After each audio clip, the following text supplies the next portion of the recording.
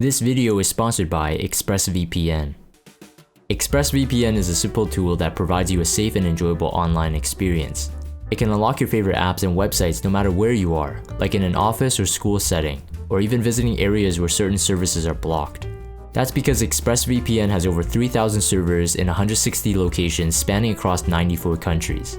Accessing region-locked content from services like Netflix, Hulu, Disney+, and HBO Max, amongst many others, is simple and fast. ExpressVPN also shields all your internet traffic with strong encryption and has a strict no activity or connection logs policy. You're protected on any network, including public Wi-Fis in cafes, airports, and hotels. ExpressVPN is available on Windows, Mac, iOS, Android, Linux, and even routers, so your gaming consoles or smart TVs can also benefit from it. Use the link expressvpn.com/JaganX to find out more, and to receive a limited time offer of receiving an extra 3 months when you sign up for the 12-month plan. Hey guys, welcome back to another session of Epic 7. This is going to be another Guild War RTA mashup. Thanks to some of the comments from the last video, you guys wanted to see more, so I'm going to showcase more. I'm not going to showcase all my Guild War fights since a lot of it's like really repetitive, and there's a lot of fluff. So in this video, I'm actually trimming a lot of fat in terms of like, when we get to the RTA portion, players that I fully outgear and there's no discussion point, stuff like that, I'll omit it. Here you see me starting to use ETA. I know ETA tech has been out for a really long time, so it is nothing new. But I mean, in case you don't have ETA built, you definitely should. Like for World Arena, she's really good pocket. But if you're a cleaver, she's almost definitely needed. And then running a Watcher Shuri there just for the speed imprint. I think in this war, my Para was... Oh, also, thanks for correcting me, guys. So it's like, they're so triggered, I say Piera, but the E is before the I, so yeah, Para. I'll try to adjust even my pronunciation. So anyways, for Para, mine here at the moment, I think it was like 306. Later in the footages, I actually changed it to 311 speed, and I showcased Ran at a slower speed and also upgraded his speed within the same video, but it was like, you know, footage taken from a couple days. This one, I was talking about this I think in the last video, that you don't know if it's a really fast Rylot. That's a really fast Rylot, by the way. So my Amelia is 262 speed. So that's a very solid, like maybe 270 speed Rylot. Definitely very good for a second turn nuke, self-attack buff with the vigor buff. Like any light elemental hero without protection, especially mitigation, would have died. But of course Selene is like, ML Selene is like a Guild War monster. Not so much a World Arena monster, but like for Guild War, very, very clean. So I mean, this isn't like special, this fight, but oh, I was using the Misha artifact, the missile artifact for the no miss. I also regretted this because like you don't need the immortality here since you could just go attack Lilius. Lilius will never crit the ML Selene, so I made a mistake in terms of like I extended the fight longer than it needed to be. But anyways, like if you haven't like used this comp, definitely do it, especially if your melee is like decently fast. It's very good taking out C Lilius comps. More than likely, you're gonna just like exchange the DPS that isn't Cigarette. You'll change like Selene to like Milim and stuff like that. And I showcased this a lot, so I won't be talking about that too much. That's that one.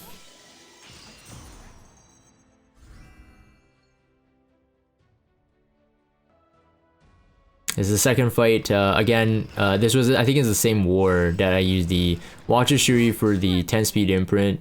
On top of my Para's speed, I was pretty confident I could outspeed it. It shouldn't be a 320 speed Para that would out RNG me at this point, so I was kind of confident there.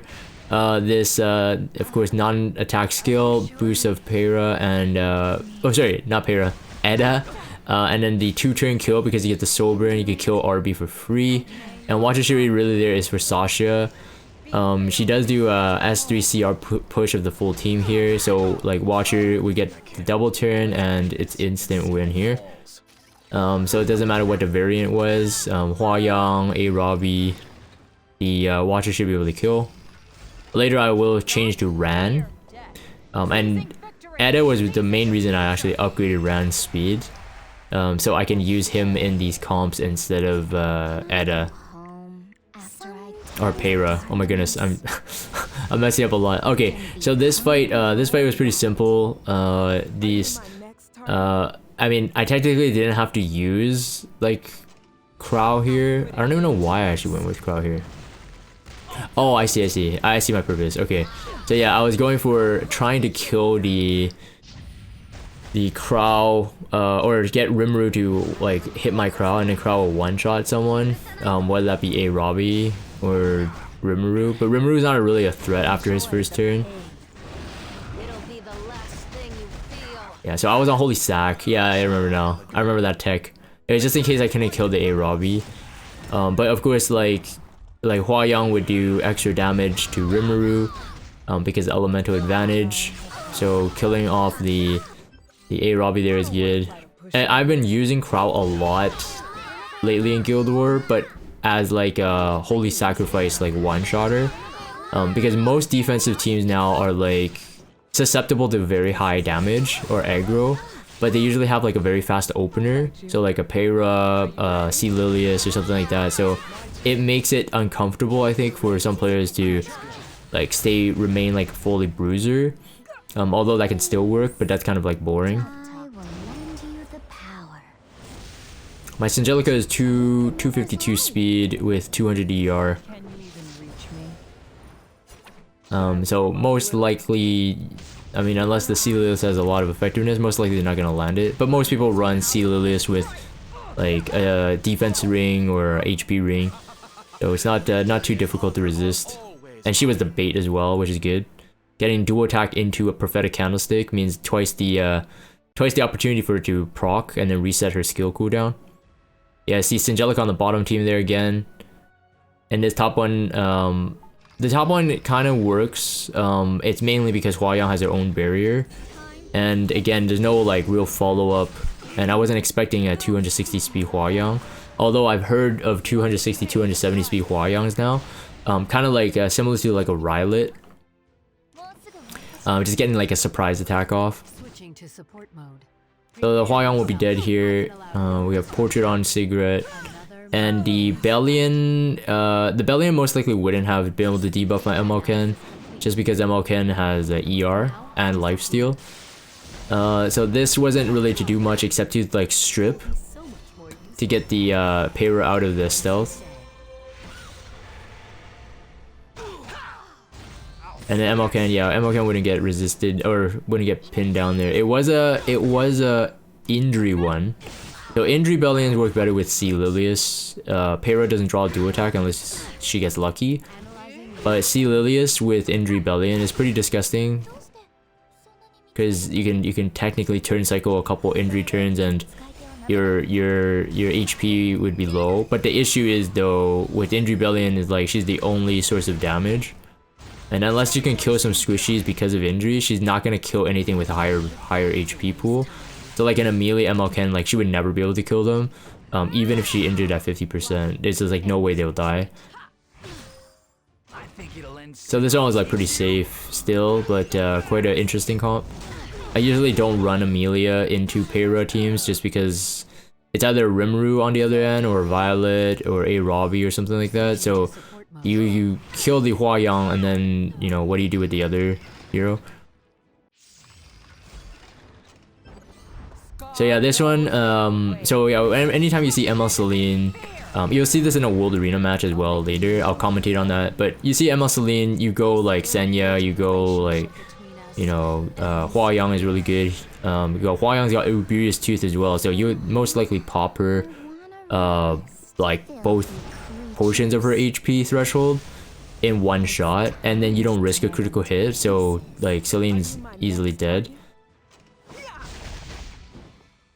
Some people go with the Rimuru route, but it is more risky with the Rimuru route. Well, I guess not really. You could steal the immortality as well. But it's just easier just to skip the mechanic altogether, you know, no critical hit.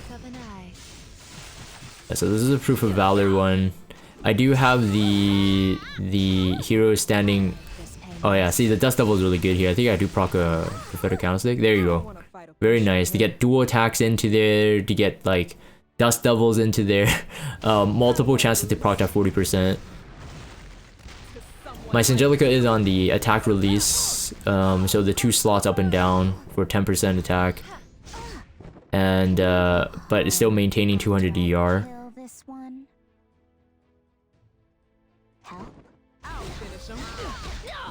So that the only reason I pulled the dual attack onto A Robbie was that I wasn't sure if my Huayang had more attack or the Celine had more attack, because my Celine had attack buff, as you see.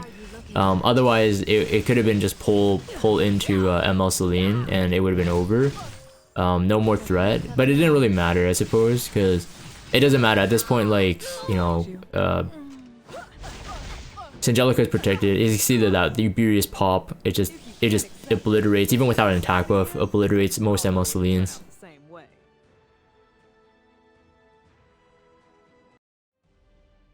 Yeah, okay, so this one will feature my new tech with Ran upgraded speed.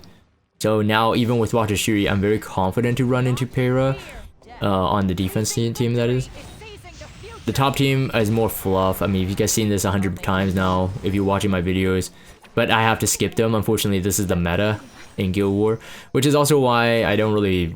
that's why I had to change up the formula. If I only did Guild War videos, it's gonna be very boring, because there's really no interplay. You just got a couple meta heroes, stick them together, and then you fight them. And especially when like my guild is not guaranteed to remain at top 10, then you're not gonna be fighting all the good players with like really smart, interesting teams. It'd be like kind of players who have struggled against certain defense teams and then copy the defense teams, and this is like kind of what we see in Guild War meta at the moment, which is unfortunate. It's the same thing with like Arena as well. It's like the working teams cascade down, everybody copies it, and then the top players will have like interesting tech or gear gap tech, and that's what we learn. So my Ran here is at, actually I won't reveal the speed, but it does have an effectiveness ring, which I'm really happy about, because now it means that there's a lot of, you know, 100 resistance type of heroes not be able to resist it 100%. So this was pretty good. I landed all the defense breaks. So another reason why I went with Ran is that because the editor does have a CR pushback, which is very beneficial for this turn cycling. But if you have Para going off, you're gonna restrict them, so you can't push them back. So you can only push forward. Most of the time that works as well, but Ran is more aggro because you could draw a defense break right in. So here we get into some RTA, and for this whole video, to save on time, I removed all of the, you know, verses, and you know, because honestly, the first 2 picks, 3 picks are gonna be pretty much the same. I think in the future, it depends on how much footage I have, I will probably keep this kind of formula where we jump right into like the first, second pick. I mean, the UI in the game is really good already. You can already tell what we're pre-banning. You can tell who had first pick based on who has the last pick and stuff like that as well. So there's no real reason for me to showcase that, I think. But let me know if you guys have comments on that. I just feel like most of the time you're gonna see like the same, like maybe 5 to 10, no, maybe like 5 to 8 heroes the first 2 picks on both sides, because they're gonna be contesting to pick them, right? And everything else is counter picks, and that's when the battle actually begins, and then the ban. So unfortunately, there's no like, you know, build up, you know, with the music, with the momentum. But I think this is gonna be a bit more time saving, and you're gonna get the gist anyway.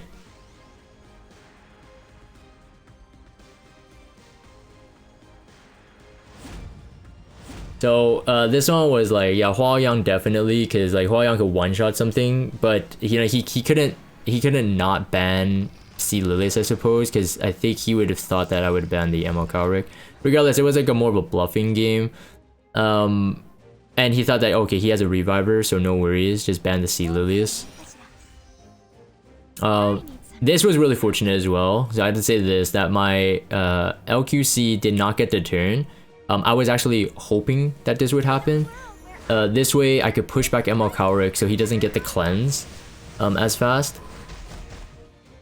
And we did push him back. He did resist something, I think. I think he resisted one of the other debuffs. So it probably was a resistance ML Cowrick or had some. So I forced this. So in this play, I did the kill on him because I wanted him to bait the revive. Since my Rimuru did have a turn. So I wanted to include this video because I think that the drafting might have been like whatever, like 50-50, but the decision making I think was good here. I was happy with it. It was a Doctor's Bag Ruel. I didn't actually notice that until like later. While I was fighting, I didn't notice it until later. I think it was until Solitaria started debuffing. So anyways, getting that invincibility off is really good. Basically, a Robbie wastes a turn. Pretty much anybody wastes a turn here. And they can't knock out Solitaria. Solitaria, I think I did showcase in the previous video as well. I mean, she's really toxic. Mine's on ER build with some effectiveness, although the effectiveness is kind of low. But mainly on ER build. Solitaria is very solid. I think there's multiple videos here where I use Solitaria, and she was one of the reasons I would win. So we got this full skill null. ML Cowrick is really disgusting with the CR boost, so he had to go down for sure. And here, no matter what, I wanted to stun him, and because he already used his cleanse and immunity, so now he can't actually get himself out of the stun. I do have F10's artifact on Solitaria. I do think that's her best in slot. She's not going to be doing a lot of damage, but that flat attack is really good. Sorry, the strip from it and the flat damage is really good on her. It does build up over time. So it's one of my favorite artifacts on her. It makes her self-reliant that she doesn't need a an immunity buffer. Or immunity strip. She doesn't need a stripper. She's like self-reliant. She can strip. She can already stun. If you wanted to add more stuns, I guess Abyssal Crown would be pretty good. But F10 artifact after the buff has definitely been one of the strongest mage artifacts for bruiser mages, I believe. So like ADS and Solitaria herself. I think for those who are using Aria at this point, I think that's one of the good artifacts as well. I mean, Smilegate even showcased their Aria on the F10 artifact as well in their video.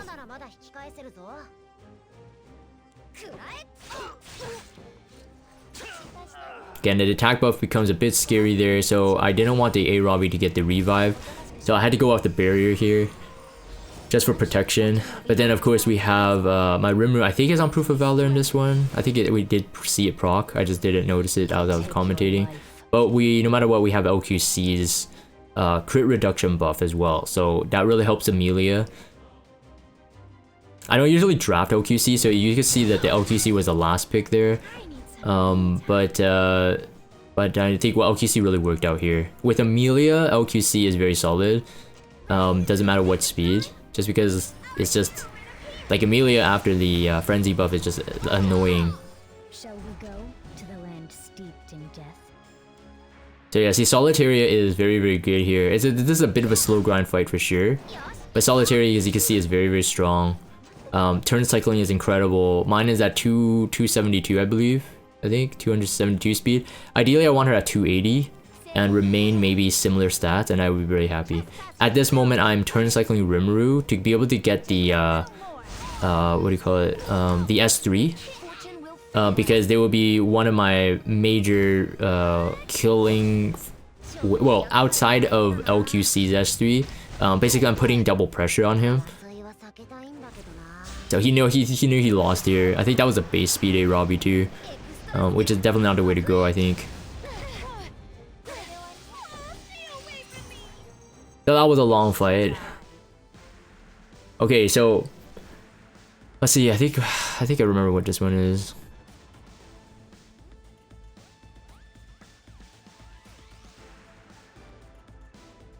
Yeah, I think I know. Okay, I think I included this one because I think this was the player that emoted me. But there's a lesson in this fight, so that's why I included it. I think it must have a spotlight here. It might be this one. I know I've included it in this video. I just don't know if it's is this the fight. But you guys will see. You aren't even fit to kiss my Yeah, I think this is the fight. So he'll last pick Rowana.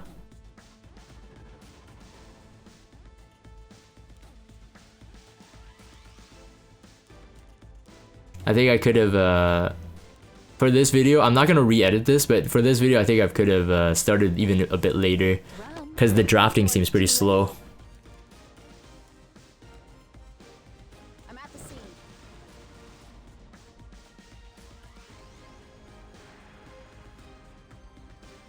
This is just the beginning. So I have 2 sources of AoE and pretty decent, and technically 3, because I had Solitaria as well. So the Spectenny there wasn't too much of a threat. Hua Yang was gonna be an issue because it could one-shot any one of my damage dealers, provided that she got a turn. But just in case he had banned or wanted to ban Amelia, I didn't want to take that risk, because I might not be able to get the turn.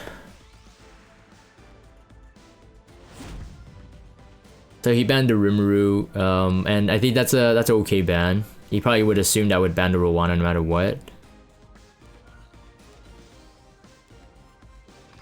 So SSB feeding 2 imprints, and the attack imprints from Amelia fed into SSB and Landy.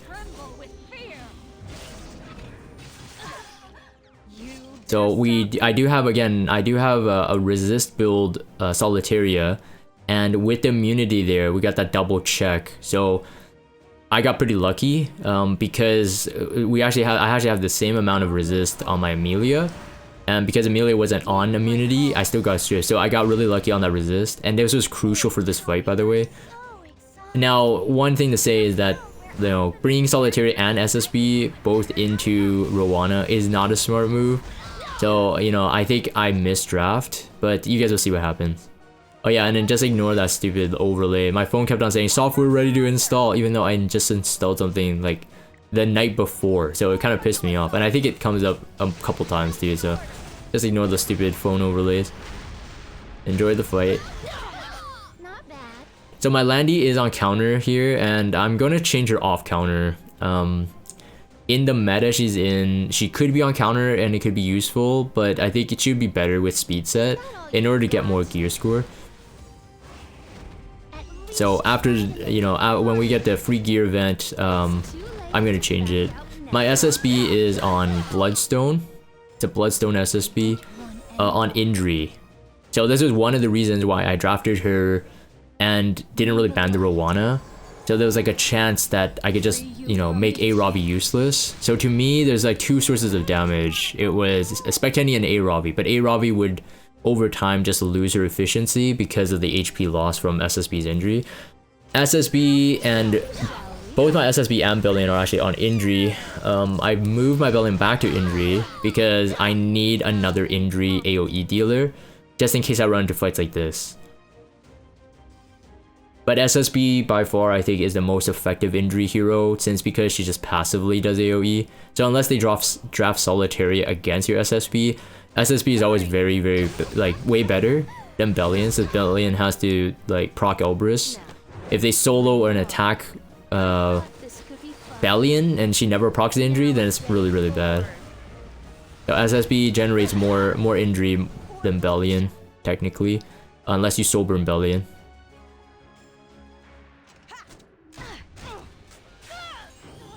Take your life. So here, no matter what he did, like he was basically in a time crunch, and I'm pretty sure he saw the injuries. It like 16,000 HP A Robbie. That was at least 6% off, so 18% gone of her HP.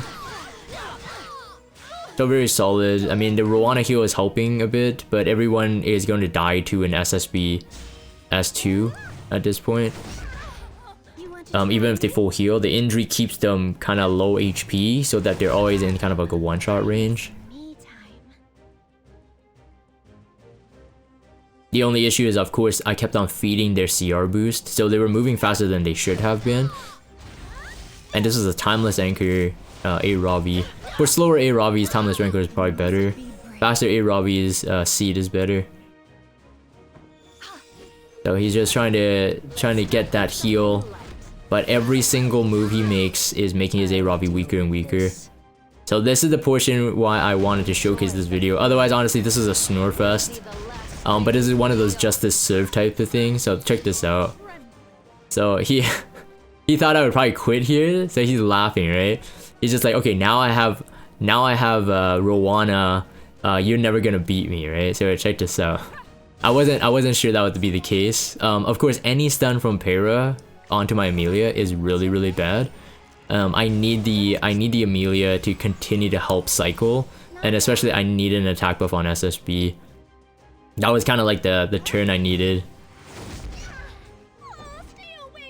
But yeah, Solitaria, you're gonna see Solitaria do some work here. Solitaria and Indri SSB, this combo, honestly, against Rowana is a super bad choice. No one in their right mind would do this, but in this fight it really worked. And you know, I have to give a shout out to my both my girls. I'm so lame. I'm so lame. Anyways, the Bloodstone really good on the Amelia there. Look at that, 11,000 HP, a Ravi. Definitely becoming weaker and weaker. He's gonna see his damage really drop as Frenzy is going up as well. Technically, a Ravi's getting higher attack, but the attack scaling, of course, is lower than the HP scaling, and she's not really gonna kill anything at this point. So kill off the Para because the Para would get the turn. It's a bit risky, and oh, this is just too good. So this lesson honestly is just all about don't emote too quick. Don't emote too quick, and actually just don't emote at all. See, if you emote, it's just, you know, it just looks stupid, right? And then you run into a content creator and your name is plastered all over the YouTube video, right? So just don't do it. Most players who are like high up, like I would say high champ and maybe even like amp and for sure legend, they don't emote unless they know each other. Cause like you've been through the grind, you know sometimes you lose to RNG and stuff, so there's no sense of emoting. So now he's emoting angry, which makes sense. I mean, I would be if I was him. Like, you know, I locked it in, right? But the Solitaria stun's really popping off there, very solid. Your counterattack goes perfect as well. Counterattack on an attack buffed SSB. That's just asking for a no. So there is that fight. So now I can emote back.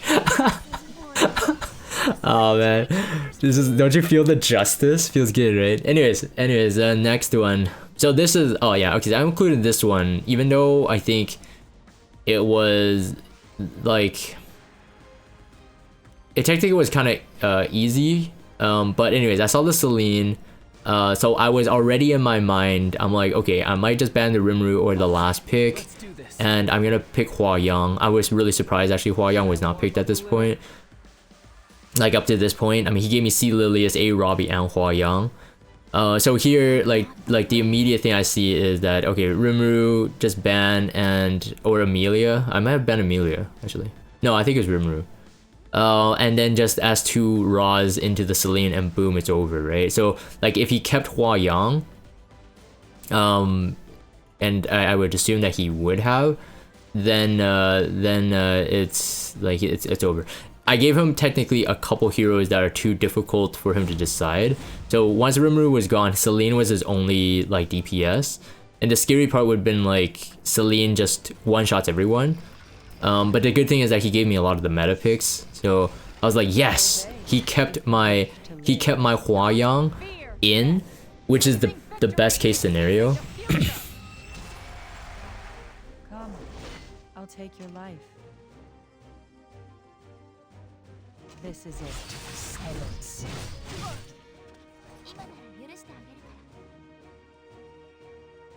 So there was a couple of things for this fight I was really curious about. One, that his Amelia did get a turn, so I wasn't sure what he was holding the skill for. But it was as simple as this, like S2 and then Hua Yang just beats him up. Since Hua Yang is going to be the highest attack and it's guaranteed, he honestly, I wouldn't have been able to one-shot the Ruel. I don't believe so, because I don't have an attack buff, because he had FCC and there was a barrier. I don't think so. So he shouldn't have yielded, I guess, but I don't think it would have ended well anyway. Even if he did revive Celine, he didn't. I don't think he would have enough. Like, I would probably kill off Amelia, I don't think he would have enough momentum to keep it going, because I could have just avoided ML Celine. Alright, so anyways, on the second or third fight. You couldn't beat me in a million years.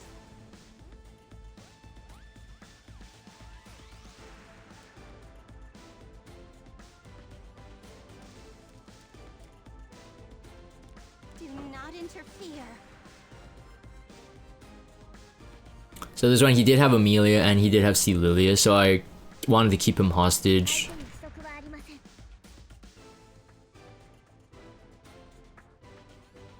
The Rem is a solid pick again with the frenzy change.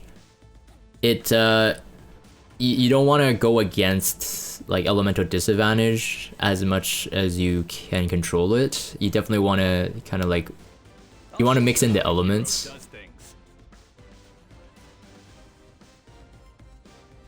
So in a way, this frenzy change is really good for the meta because it forces players to either stay within light and dark, so elemental agnostic, or to actually switch up the elements. Unfortunately, Huayang is stupid against ice, and then Rimuru is stupid against fire. So it doesn't exactly work the way that Smoggy wanted to, although it does help mitigate it slightly, and no pun intended, it does literally mitigate. But that being said, it's still pretty dumb. So first Rem counter, that's fine. You dare stop me? For one, it was fine. Like one turn, it's fine. Heed my call. So because he didn't have a reviver, the kill obviously is, you know, as fast as possible is Rem. Because they constantly AoE, and then A-Robbie's gonna do what she does anyway, so it didn't really matter. Like, of course he's trying to hold his skill because he didn't want, like... I mean, he had unbuffable, but he didn't want to trigger the Politis too early. Politis is on Abyssal Crown. I do get the exact crown stuns I needed. And here, I think I go with a single target on Rem, because I don't want to trigger another. And she counterattacked, which is really lucky. And I would kill. My time to shine. So this reset was very vital. I had to do it. I had to reset A-Robbie. With your life.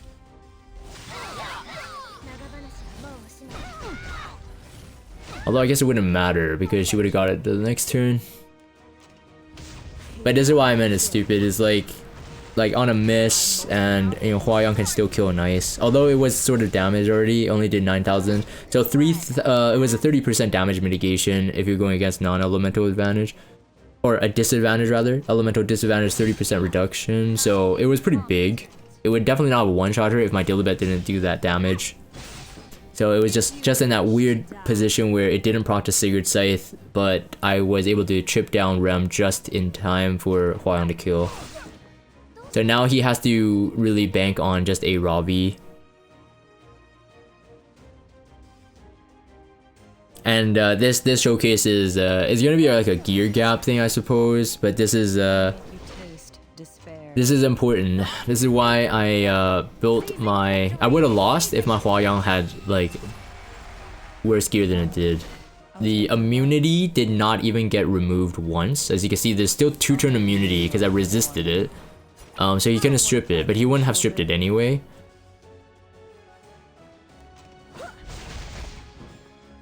So now it's the C. Lily's kill is the key. Because you don't want to draw a dual attack anymore. I was really surprised that he didn't try to go for the Huayang, but I suppose that most Huayangs like maybe get one shot by A-Robbie. A-Robbie is max stacked. Step back, flies. He got silenced, they were very lucky. And we got a stun and a silence. Yeah, so A-Robbie right now is like, I mean, you could play the proof way. Most people play the Crimson Seed or what do they call it? Timeless Anchor for the cleanse. So this attack, this A-Robbie has attack buff with vigor buff. Okay, so that's actually very low damage. And I think there's a gear gap for sure. But I have 1600 defense on my Hua Yang. How incompetent. And it's a 1400 defense Para. So I don't know why that A-Robbie didn't kill, to be honest. A 1400 Para with the counterattack from that A-Robbie there, that was a pretty good showcase. So anyways, the RNL really pulled off some tricks here for this fight. And Hua Yang's turn cycling is just disgusting. So we survived it because of the high defense, which is really great. Because I didn't have the escort buff up, so there was no damage mitigation there. Yeah, so it's disgusting, disgusting hero. In the face of ruthless.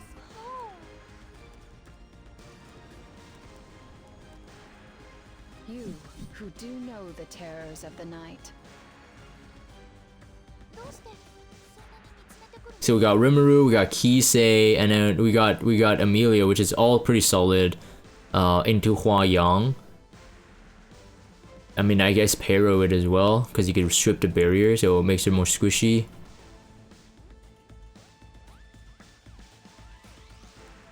So because he had Rimuru, if I drafted Celine, like green Celine, it would have been risk. So at this point, I'm just like, okay, I think I'm gonna go ban the Rimuru.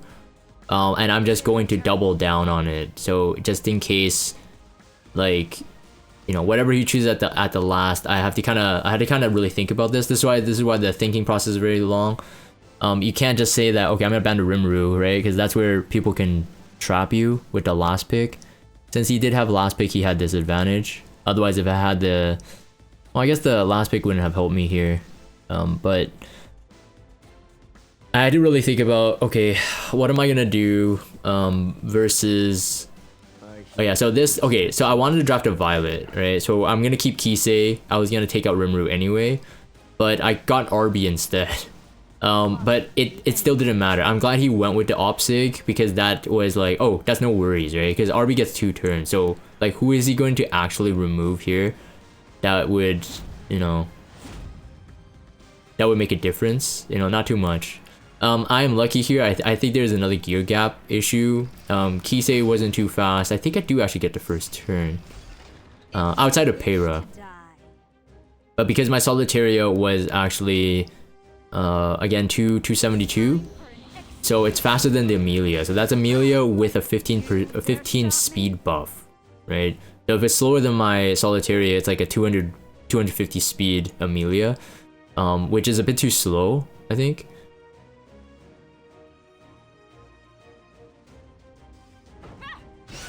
So he didn't want to proc to Celine, right? Like that's a no-no. But there's really not much he could do here. I didn't even think I needed to actually do anything to the Kisei, because my RB got the turn, and whoever like Amelia chooses to cleanse or whatever would have just died to Celine anyway. So I really didn't need to do that. But because I didn't have the Daydream buff, so Daydream buff required me to be unbuffable. Like I would have to have that buff. Because I didn't have it, so it's just better to push back and stun to even bait that. But yeah, there's no way he can come back from this one. With you.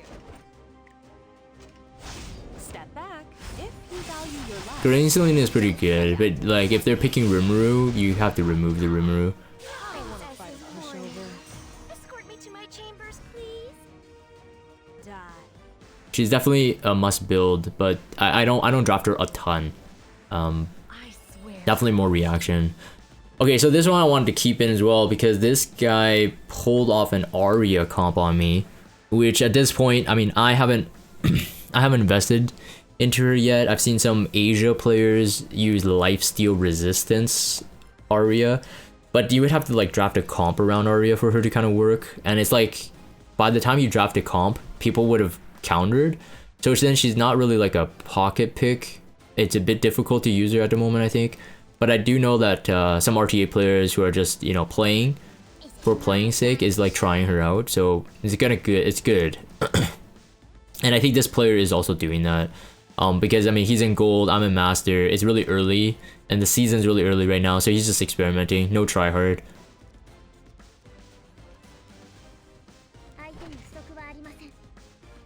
I went with Rem here because he had double fire. That was the only purpose for it. And my Rem is built sort of degen-y, so it's not super easily killable. I think it's 22,000 HP, 1600 defense. So it's usually to go into fire, and with 22,000 HP, generally Huayang can't kill her. With the frenzy.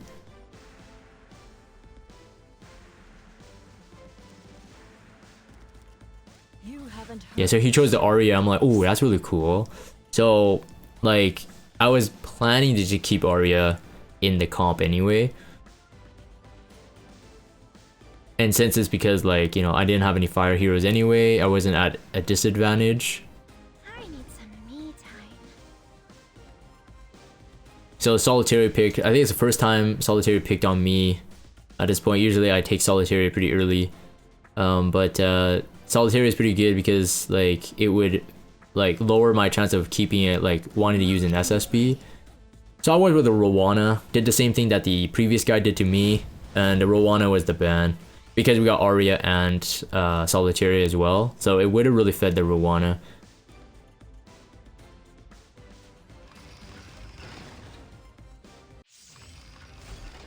You're trembling.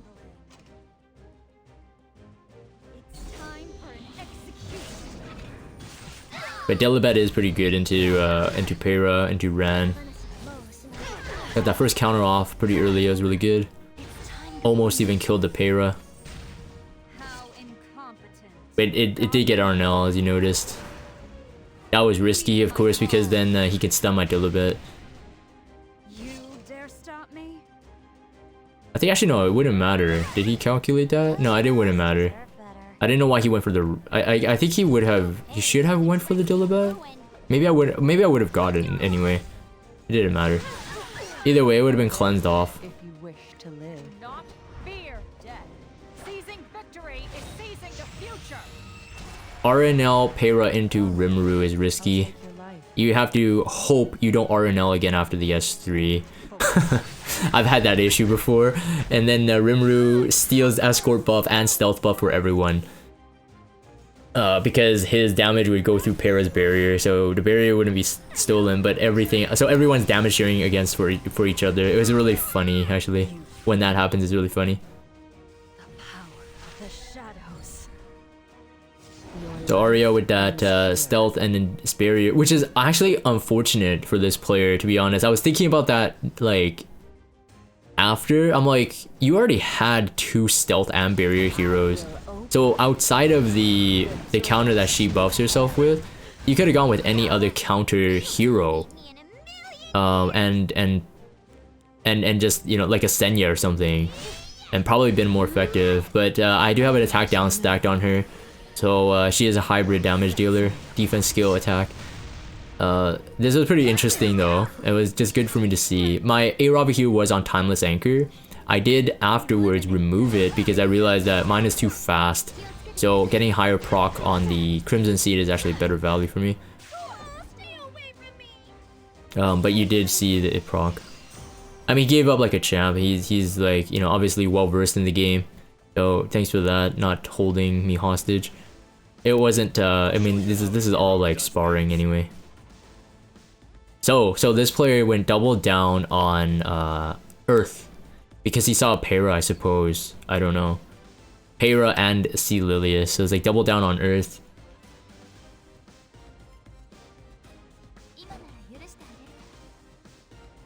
Violet, I feel that he's very difficult to draft early. He's really good late draft because if they go with like Ran, Ada or something like that, they trapped himself into like, oh, I'm using only ice, then Violet is very good. I generally still ban him in some scenarios, but he's not as threatening as he was, definitely. We have way too many ways to deal with him now. Know your place. So this one was my dealing with him. Both Cecilia and Specteni were ways to deal with him. As you can see, like, he must have thought, okay, if I banned the Pera, Cecilia wouldn't be useful. But I included this fight because it's just showcasing how useful she is. the thing about her is that Cecilia is very, very good with her artifact. So if you don't have a max limit broken artifact, like I don't, she's just not as good. You have to have a max limit broken one. So I think she's gonna be one of my high priorities this summer when she returns to be pulling on, because I need those artifacts. And I think for ML Flan, that might be the best artifact as well. So I might have to be pulling for a couple artifacts, and I guess I wouldn't mind an imprint or two. Yeah, so the good thing about, like, you know, C. Lilius and like versus Celine is that you don't necessarily have to like use the S3. Like it of course really helps, right? But that S1 drawing a dual attack, especially if you all have damage dealers, it's just gonna be really like easy. So he goes for the Cecilia kill, which I think is because his Violet was like vulnerable there. So he's just like, okay, let's just kill that off. I don't know what I would have done, to be honest. I would probably kill the A Robbie. I think that would have been the play, because then I can't revive. Oh, you want to try me? Don't be afraid. So here I'm trying to get rid of the momentum, which is gonna be Amelia for sure. The momentum and the sustain. Amelia is gonna be a big one. My my Spectani is 4k, I think it's 4k attack, 300 crit damage pen set. So that's why the damage is pretty good there. As you can see, like it did a lot more damage. So I don't remember if I get the bomb. But oh, I did get on Hua Yang, right? Yeah, so my thinking is like, okay, if we don't proc the focus on Violet, he's no threat for at least a turn or two. So let's just get a couple bombs on Hua Yang, because Hua Yang is gonna be like very toxic, and then like, you know, I don't have to use my C. Lilius S3, so Celine is gonna sit there not doing much as well. It's gonna take a lot of time for Celine to kill my A Robbie, so without an attack buff, I was like, yeah, that's fine, totally fine. Despair. Focus. So the artifact did not proc because it's not max limit broken. So it wasn't even a resistance, it just didn't even proc. So I have to definitely get more artifacts. Victory is within our grasp. Yeah, and then without my C. Lilius, the momentum is definitely slower. But the thing is, like, Spectani is just getting as strong as possible, and the same as A Robbie. So it wasn't like too big of a deal. I was just fine. Play with me. The Cecilia also has a skill null, which is really good, and has Spectani. There's really no way for this player to win. The kill was definitely A Robbie. I think if he killed A Robbie, I would have had a harder time. Because then it's all about like who can DPS out each other quicker. And I think he would have gotten the edge, because I still had to kill Amelia, I still had to kill Violet, and I couldn't do any non-attack skill with C. Lilius, so I couldn't attack down, couldn't get the vigor buff. But as you can see there, Violet is very like useless in this fight, because he's just standing there. He can't even do an S3. I mean, oh, he chose to do an S3 here. I don't think he should have, but I guess he was desperate, so he couldn't dodge, right? Because he used this focus too quick, so now he can't dodge. Do you hear me? Well, can't dodge and counter, like both things. So Finally, we can return. like he knew he was running out of time. Call. Mercedes, preparation complete. I don't see Fire Mercedes drafted a lot, so this was an interesting fight. So based on the drafting, like it was definitely more, I felt at least, I might be wrong, you'd never be too cocky in a World Arena fight. Never underestimate your opponents. Even if they're drafting meme, they could still kill you, because if it's a comp that they've practiced, then you might not be able to know how to react to it. But this one was pretty fun, because like he started drafting where I would say like less experience, so I started drafting a bit more risky. So I don't usually draft an Edda, and Ran I'm just getting ready to get comfortable with. Again, this Ran would reflect the one in the Guild War, so the higher speed variant with an effectiveness ring. So here I was like drafting to kill off the Violet, or to ban the Violet. Because of the Mercedes and the Strays pick, I was like, okay, I'm pretty confident that, you know, I should be fine here. So that's why the two last picks were a bit more aggro, a bit riskier. But Edda is really good with Sea Lilius and Iran, because she benefits from both. She'll get to push no matter what. So mine's tuned so that it would beat Para, assuming that I get the first turn. But I guess what, I don't. Some speed RNG there. My Ran is actually faster than Sea Lilius, but it looks like on the CR timeline, my Sea Lilius is faster than Ran. So there could have been RNG on the Para, but usually Paras are quick anyway, because they don't have to worry about like DPS stats or something. So but yeah, I got RNG'd. But however, I also had good RNG on my side. As you noticed, A Robbie cleansed for one. The second thing was there was no restrict buff on the Edda. So this was pretty good. So I did this one for the push on Edda, and the second one was just for the immunity on A Robbie, just so that the Dilibet doesn't reset, like if she can get a turn. So I didn't know what I wanted to do at this point, but all I knew was I didn't want to reset or allow the Dilibet to push. So he did get a Magic for Friends proc here, and because it had an attack buff, it does hit twice. Luckily, guess what? Damage mitigation on ice. So because he picked up the Mercedes, my ice heroes had damage mitigation straight up, which is really good. So that means this would do well. We had elemental advantage, and usually a Soulburn would kill most squishy DPS. That did strip the escort buff, as you saw, escort and the stealth buff from Para, so there was no damage to at this point, so that was easy. And I'm looking at the CR timeline, and there's no way that Lilius is pushing, or the Lilibet rather, not Lilius. Lilibet is pushing her, so it was over. With this.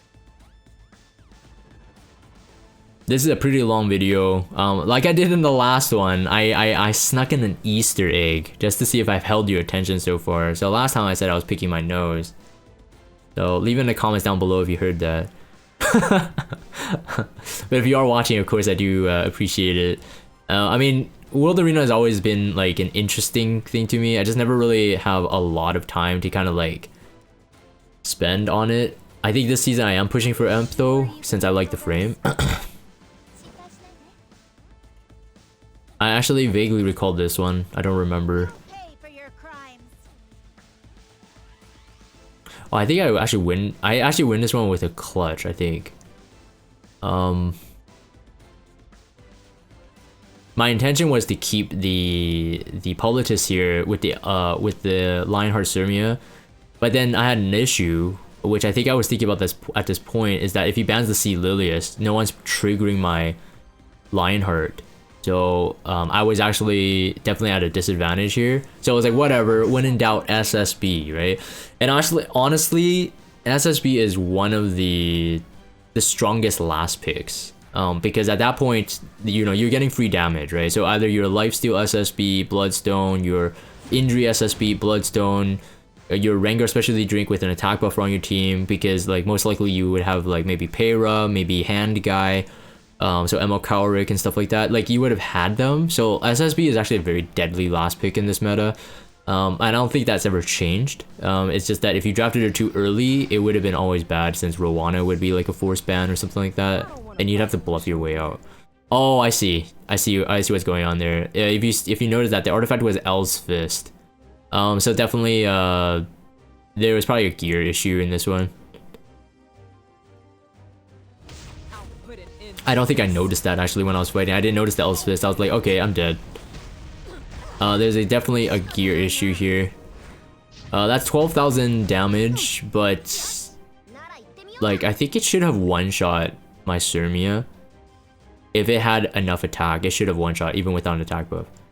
Here I would say I almost misplayed. I didn't know what type of Politis that was, so I didn't want to risk the S3, but I should have actually went for it and not the LQC, because again, the same question was the LQC, was it high damage? Oh, was it high bulk or high damage?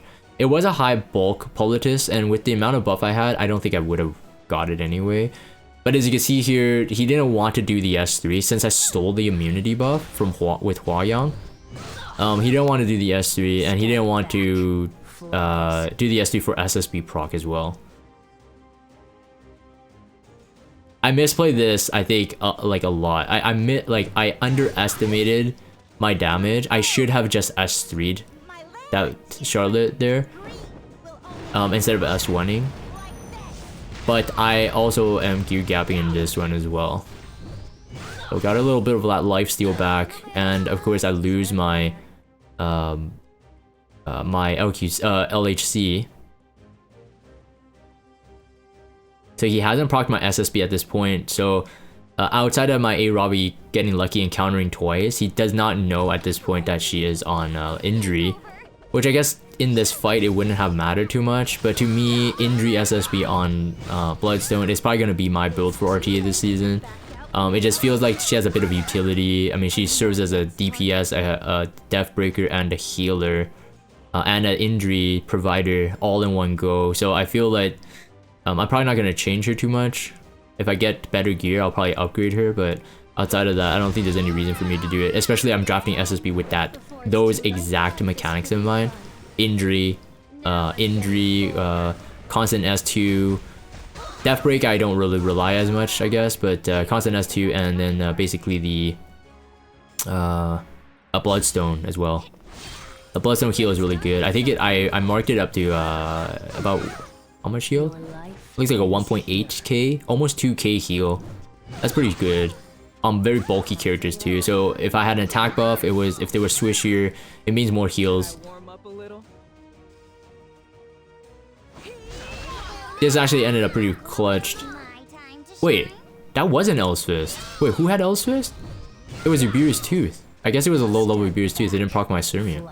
Because that was a Ubira's Tooth that just procced on my Rimuru. Who had El's Fist? Maybe Dilibet? Guess they would, or maybe LQC? Oh, anyways, I'm confused. But this is definitely Ubira's Tooth though. I won't lose. To someone like you. Bring it on. This was a pretty close fight. If it wasn't for SSB, I would have lost this one.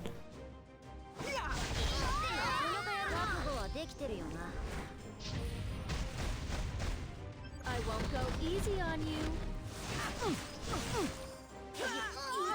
Yeah, it was like a trade. Both of them popped, and SSB the one standing victorious.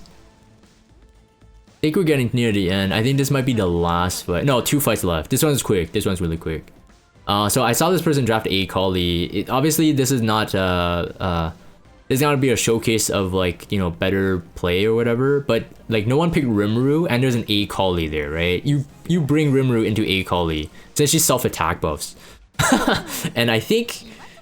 Based on how her stealth works, does it break her out of stealth? No, I think it applies after.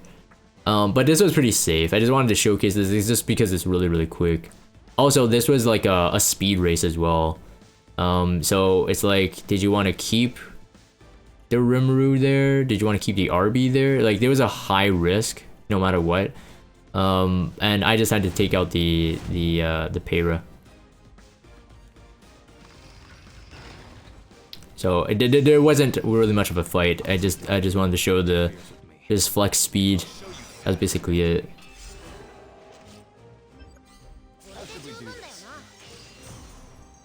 But I did have a Rimuru there, so I think it would have been fine because Assassin Kali apparently went first. Anyways, I think this might be the last fight. Yeah, I think this is the last fight.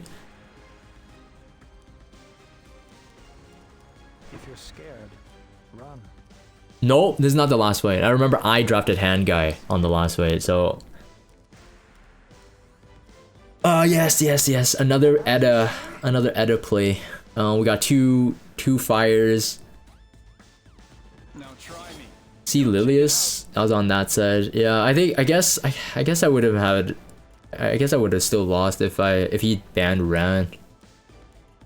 Now looking back at this is still a big flaw.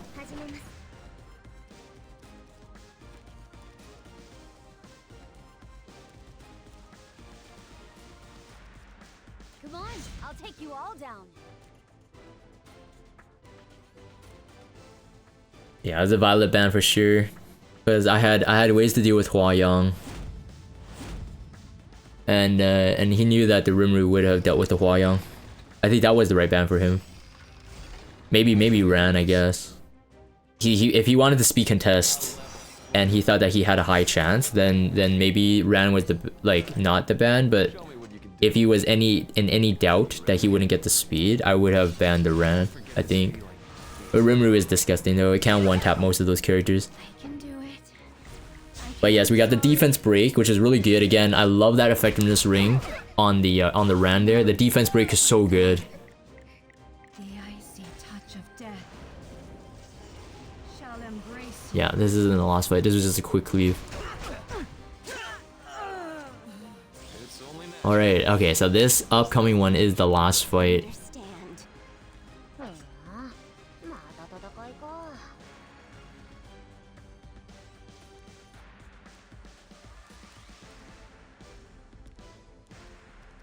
I'll fight you. It would be interesting once I start documenting the Champion Plus fights, because the double ban is gonna be a huge mental shift. Like, there's a lot of stuff that I can't pull off that I'm relying with the single pre-ban, so it's gonna be interesting. I'm probably gonna lose a lot, but it's all learning. Usually I do bring Solitaire into like Politis, into Rimuru, all pretty good. That first turn stun with potential removal of the immunity is very nice. Just follow my lead. So he's definitely hunkering down, and I've seen this play before. Pera with FCC. For this one, it's just like, you know what? Let's take out that one-shotter. And it was my first time using Hand Guy. So it was really fun for me. I just recently got him, so if you're watching my YouTube videos, I did pull him and built him now. I do have at an S. I slated him twice and had one imprint from Kauric. But basically I have him on ER build so that if there's like a Kisei kind of resetter, like skill resetter, I can pump up his ER with the self imprint, and if there's no resetter, skill resetter, then I would just use the what I did right there, use the attack release. The Politis is definitely holding the turn here, but I didn't care because I wanted that turn to be used only after the Kauric goes. So he decided not to strip here as well. He's holding me hostage to my own immunity buff. So exhausting. In a world where I'm the main character, I can So yeah, Solitaria, very good. Most OKCs probably can't resist that anyway, and he had no way to cleanse it. So I had a couple free turns without any damage from expected this. outside of Politis, without any damage from Situation is crazy. Surmia. It was a DPS Politis, but all my heroes are pretty bulky, so I wasn't too worried. In my city.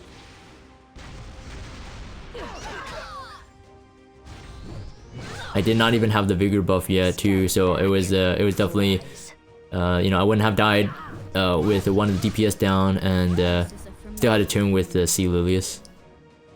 I will. No. I must 30,000 HP FCC. Don't know what that speed is, but 30,000 is very solid. If you're scared, run. You cannot change what is already decided. I realized something, that I shouldn't have actually used the S2 there on the Lionheart. I should have just S1 and CR boost. So that was a inefficient play for me there. Definitely inefficient.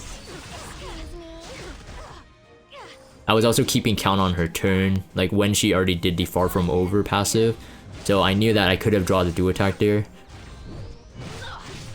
I think my Crimson Sea procced, so it's really good for A Ravi, because then now I'm free floating. If he's hitting me and I'm not stunning or something like that, then I get the CR boost. That's also why I went with the I feel like in this meta, again, if your A Ravi's quicker, I think having the Crimson Seed is better than the Timeless Anchor. Although Timeless Anchor is better for if you're slower, in my opinion. Just because like they would hit you multiple times before you get a turn, and you want to cleanse those off. I will honor their wishes. We had the unbuffable, so I didn't have to worry about the barrier for another turn. That's why I went for the injury on the Lionheart Sermian instead of the FCC. Again, I have some resistance on my Cowrick, although I did get debuff from Para, so Para should have stunned me, or could have stunned me, but I got lucky. I have just a bit over 100 resist. Feel my sword.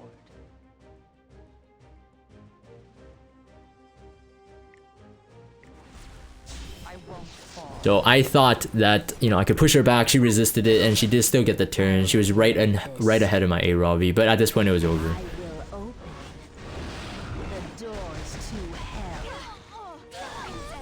Alright, so that's it for this video. If you guys like this, of course, you know, let me know in the comments down below, and I'll end this for the video recording here. If you guys have Discord, check out the Discord server. Follow me on Twitter, subscribe to YouTube if you haven't.